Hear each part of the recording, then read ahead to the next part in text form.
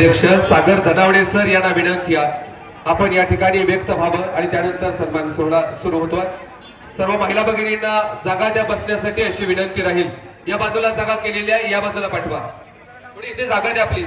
केरगळ या ठिकाणी आहे। या ठिकाणी महाराष्ट्राचे सार्वजनिक बांधकाम मंत्री शिवेंद्रसिंहराजे भोसले या ठिकाणी येत असून या ठिकाणी जाहीर सभा होत आहे।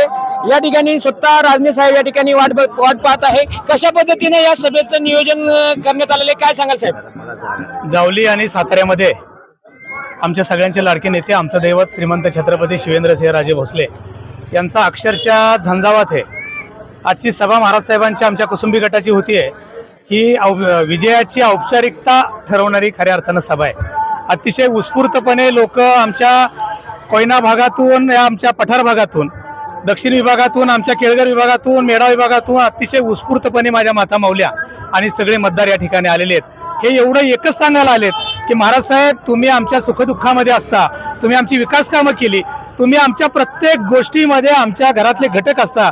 या निवडणुकीमध्ये महाराज साहेबांच्या सर्व उमेदवारांना विजय करण्यासाठी, कमळाच्या समोरचं बटन दाबण्यासाठी आणि ही विजय मिरवणूक करण्यासाठी सगळे प्रचंड प्रमाणात उत्स्फूर्तपणे कार्यकर्ते आलेले आहेत। सर्व पक्ष विरुद्ध भाजप अशी लढत बघायला मिळते।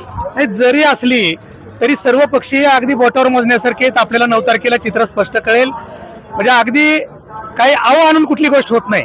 ज्या रियालिटीज आणि फॅक्ट आहेत, म्हणजे खरोखरच्या काही ज्या गोष्टी आहेत याच्यावर निवडणूक होते। आणि आज तुम्ही सभा बघितली, अतिशय विराट अशी सभा या ठिकाणी संपन्न होते। फक्त विजयाची औपचारिकता आहे, आम्ही अजिबात गाफील नाही। आमचा शिवेंद्रराजेंचा मावळा शेवटच्या क्षणापर्यंत म्हणजे 5:30 वाजेपर्यंत 7 तारखेला शेवटचं मतदान करून घेईपर्यंत आम्ही सगळी मंडळी सतर्क आहोत आणि एक विक्रमी विजय मिळवण्यासाठी आमचे सगळे कार्यकर्ते सज्ज आहेत।